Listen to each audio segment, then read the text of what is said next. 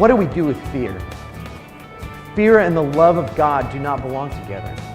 Yes, it's true that the Bible tells us to have a healthy fear of the Lord, but in this third session, Pastor Fred deals with unhealthy fear and how it is dispelled by the cross. Learning how to live love is much more powerful than living in fear.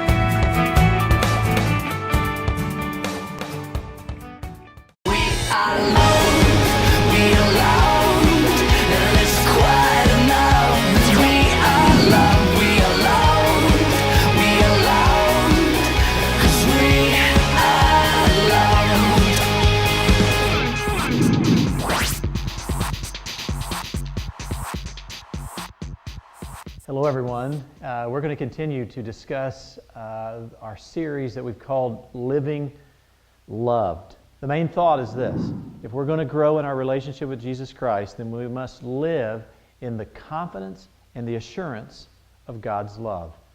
Unfortunately, for far too many believers, their relationship with God is based on fear instead of love. Let me ask you a question. How do you picture God? What image comes to your mind when you think of God? Do you think of a judge who just kind of has a tablet that's just like waiting for you to mess up and write down and mark down where you mess up, and it's just kind of ready to kind of offer condemnation on your behavior? Maybe you picture God as just being angry, just ready to explode in anger. And a lot of times, this can be the case because maybe there was a prominent adult in your life when you were a child, and that's kind of how they responded. They just exploded in anger. And we take that and we kind of transfer it onto God. Particularly those of us who are dads. What an incredible role and responsibility we have as dads, because it's so easy to look at our earthly fathers and think, you know what, the Heavenly Father is just like our earthly father. And so this is a very, very important question. What image do you have when you think of God? Because a false image of God can have a devastating impact. I'm not overstating that. A devastating impact on your relationship with Christ. Let's go. Let's make some observations about this. Number one, fear is an emotional response to a perceived threat, and it's a powerful one. It's this emotional response that we have to a perceived threat. It's a powerful force. Have you ever tried to sleep when you're afraid? Do you remember that as a child? Maybe it was a storm outside, or maybe you thought the boogeyman was in the house, and you just were laying there afraid.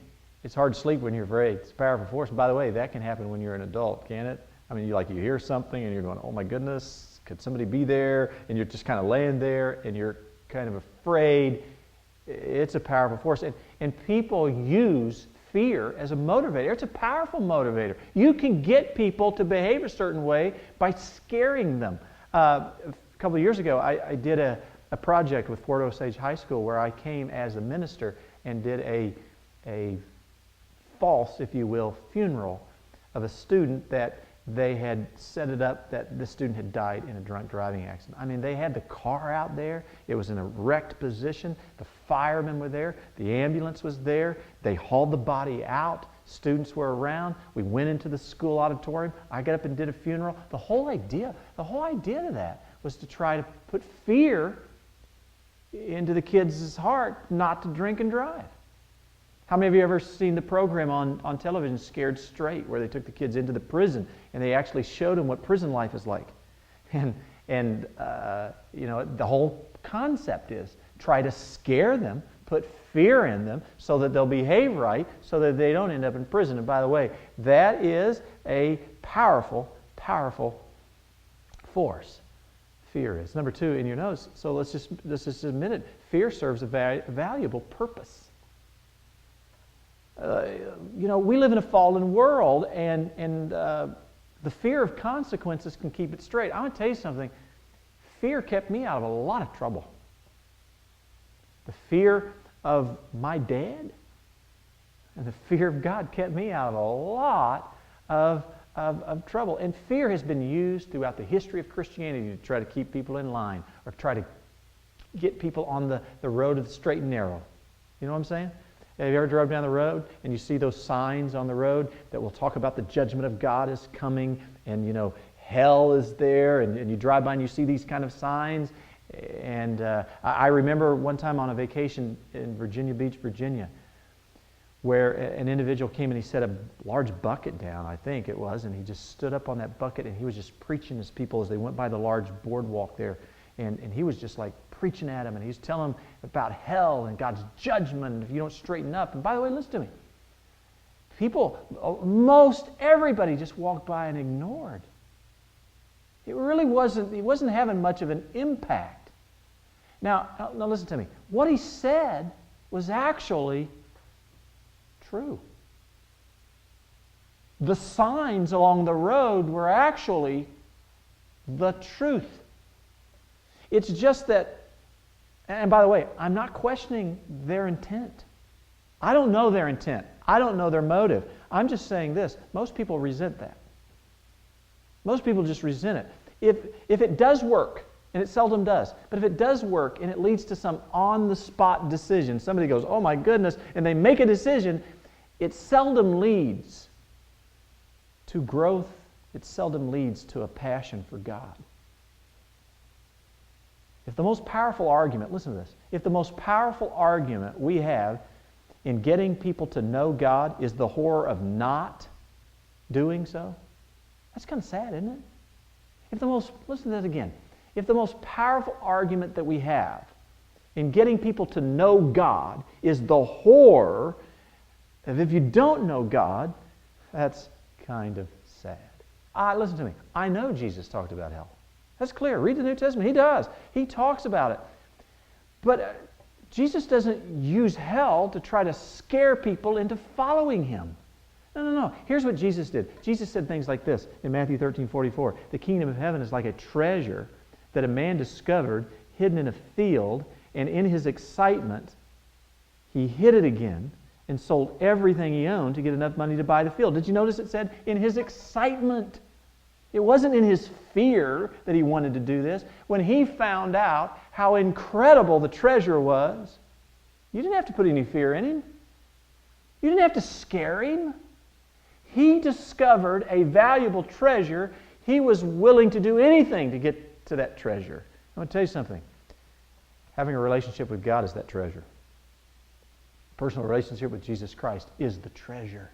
It is in our excitement that we seek this treasure, not because of the fear of not doing so. The fear of judgment only leads to temporary change, most of the time. Do you remember, I remember as a child, we used to go to revival services, and from Sunday to Sunday, if you were fortunate. Sometimes they even went longer. And oftentimes those were revival services where there was the hellfire and damnation kind of preaching, and really sweating and pounding the pulpit and preaching the judgment of God, which is true.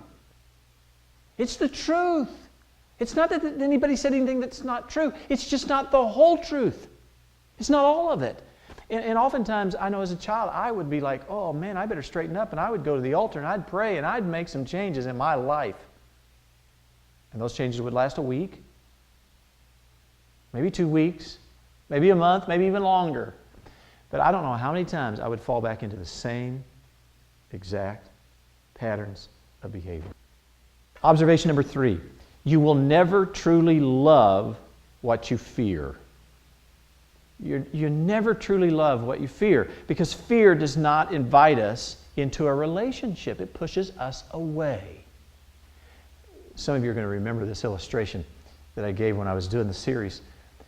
It's like this. When you're driving down the highway and a patrolman pulls in behind you, you are never more safe than when they're driving behind you, because you're going to go the speed limit. Everybody around you is going to go the speed limit. You are never more safe on the highway than when that patrolman is right behind you. But how many of you are glad when they pull off? You're thrilled. It's just like, thank goodness they're gone. Why is that? Again, It would be so much better if they just followed you home.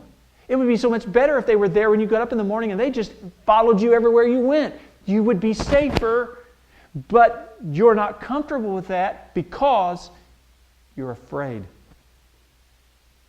You're afraid. And fear does not cause you to want to be in a relationship. Same with God. Fear does not cause you to want to be in a relationship with God. So, number 4, the cross forever changed how we relate to God. Oh man, did it ever? The cross changed forever how we relate to God. The Bible says it this way: the fear of the Lord is the beginning of wisdom. That's true, isn't it? The fear of the Lord is the beginning. You say, well, Pastor Fred, what does that mean? It tells us there that we're supposed to fear God. Yeah, the Bible said the fear of the Lord is the beginning of wisdom. But listen to this. It's not the end of wisdom. It's the beginning. The end of wisdom is love. Listen, when my kids were smaller, I put the fear of Dad in them. If the street was there and if they played in the street, they could be injured or killed.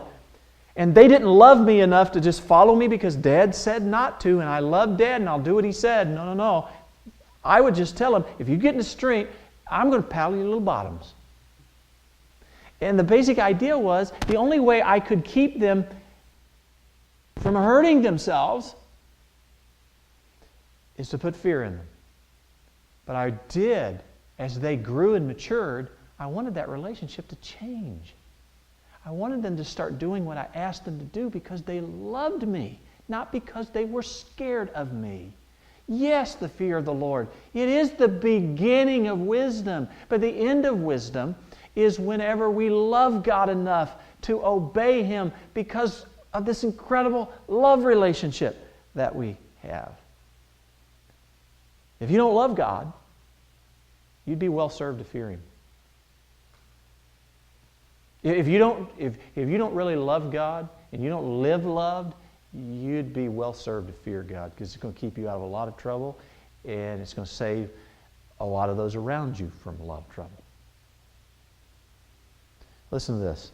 God seeks our love because He knows He can have our obedience without our love.